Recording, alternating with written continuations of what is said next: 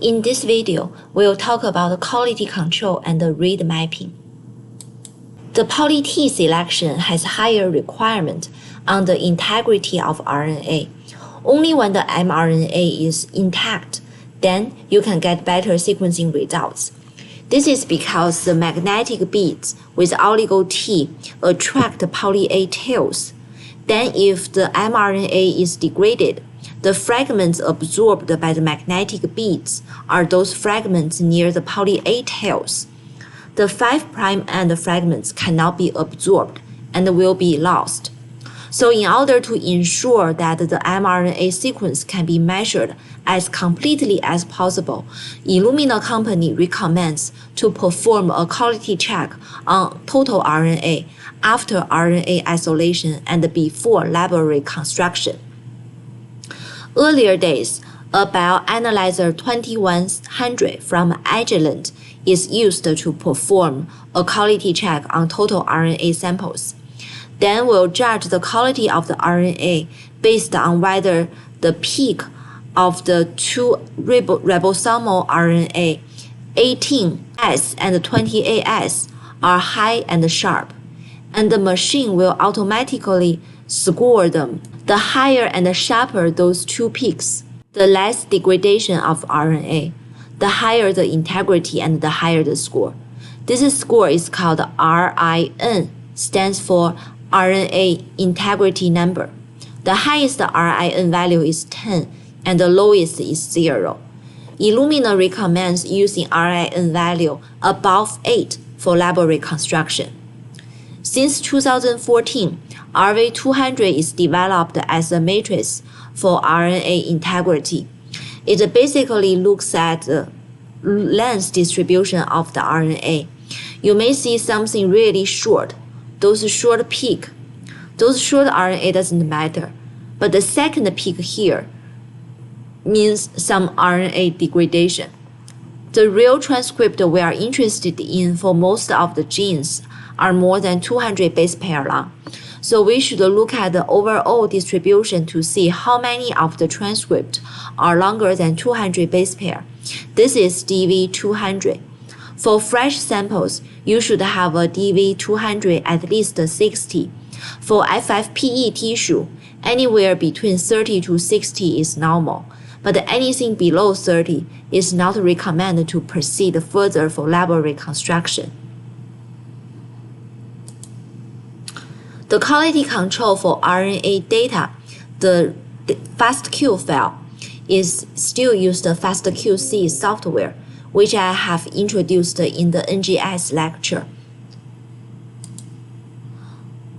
A special quality control special for RNAseq data is called RSEQC.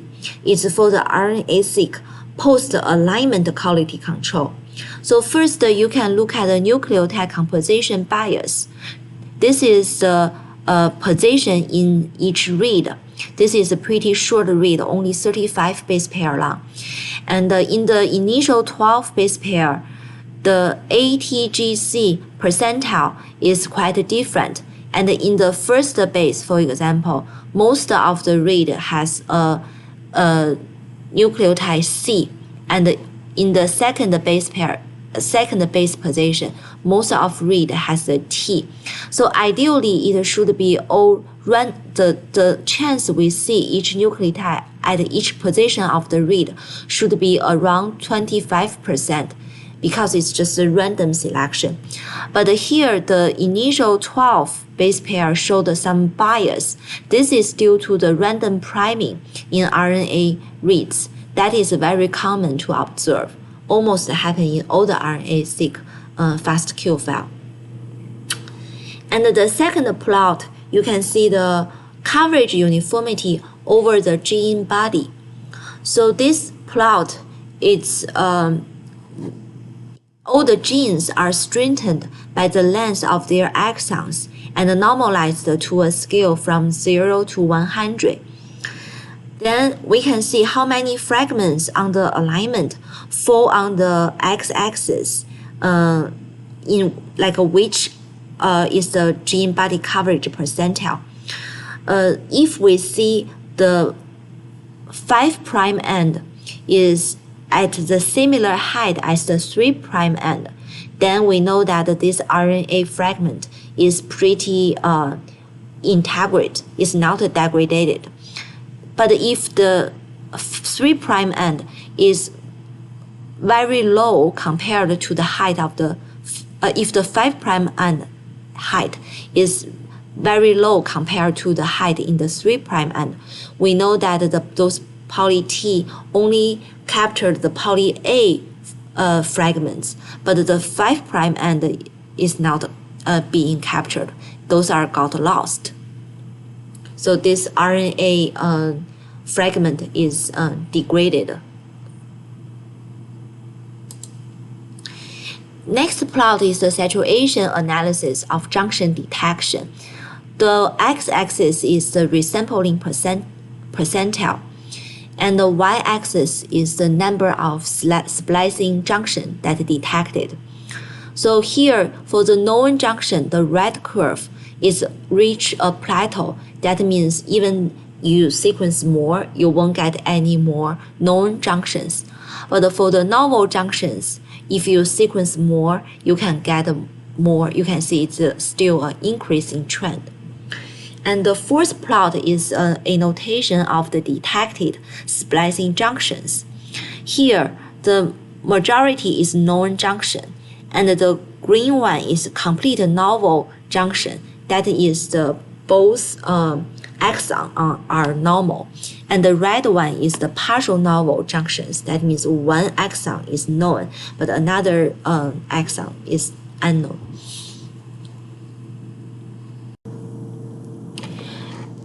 For RNA-seq read mapping, there are mainly two main approaches. The first is to map to reference transcriptome. Second is to map to reference genome. Let's start from mapping to reference transcriptome. This is relatively easy, similar to map DNA sequence to reference genome. You can choose reference transcriptome annotation from RNAseq, Ensemble, GeneCode, or UCSC extra, and you can use normal short-read aligner like BWA, Bowtie 2, Nova Align, SOAP, SeqMap, and extra. And those black fragments are the paired end reads, and the dashed line indicates those two reads belong to one pair.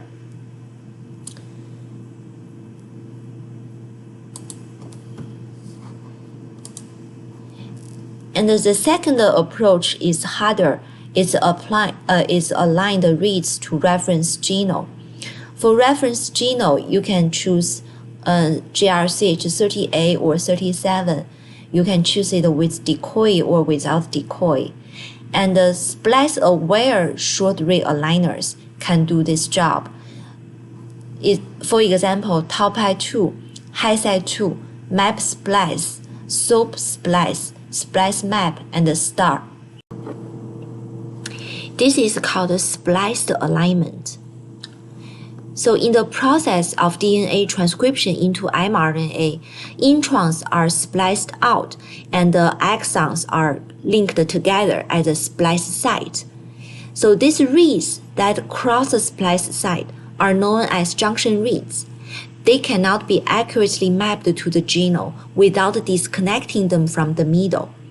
These junction reads are direct evidence for determining the splice site and is critical for proper reconstruction of the transcript structure. Therefore, when we do RNA-seq read mapping, we need to be aware of these splice sites in order to properly process those junction reads. Generally speaking, there are two approaches or two strategies in handling or dealing with this problem. One is joint exon. The first step in the strategy is to identify candidate on exons via normal mapping to the genome. And then the second step is to generate all possible pairings of exons or generate a junction library. The third step is to align the reads filled in the first step, that is all those junction reads, to the junction library we established in the second step. Please note here, the junction in this library is not necessarily known junctions. It can be all possible combinations. This joined exon method has these features. First, it's pretty fast. Second, it can identify novel splicing isoforms, but it cannot find the normal exon and the normal genes. So in fact, this join exon method is essentially equivalent to a patch of the previous DNA read mapping algorithm. It can discover new splicing isoforms based on known exon, but it cannot detect the previously unknown exons. So to overcome this issue, we can use split read method. That is the second method, how to handle junction reads. I will use the flowchart from splice map as an example. First, we divide this read into two parts. It can be 3 parts, 4, or even more parts. And after splicing it, we align it to the genome and find the possible alignment seeding mapping. And then the next step is to find the possible splicing points. And there is a knowledge canonical splicing signal is GT and AG. This appears in 98% of spliced sites. So once we find that there is a GT in our read, we can keep it into instead of 50 to 50 division. Now maybe it's 70 to 30 division. And this, we keep searching the partner splicing point, that is the AG. And here, there's no splicing signal, so let's keep extending it. And now we reach AG, this point. There's an AG. We'll record this as a candidate position, alignment position, or mapping position. Then we keep searching. We find the second AG, but here, the genomic location or the distance between this AG and the GT is already outside the region of 400,000 base pair.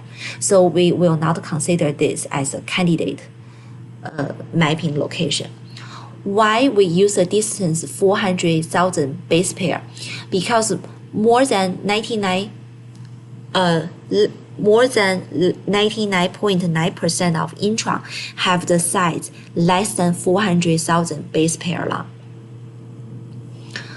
So then we filter the candidates, and only the first AG location is our correct mapping location. So the feature of this split read method is it's relatively slow, but it can identify novel splicing isoforms and can find novel exon and novel genes. In fact, the commonly used RNA-seq mapping tools usually combine two strategies to balance the sensitivity and the speed. For example, in the TOPI2, they first use the join exon strategy to quickly detect known junction sites, then use the split read strategy to discover new junction sites. It worth mentioning that TOPI2 uses different index for different stage, which can further improve the speed of mapping.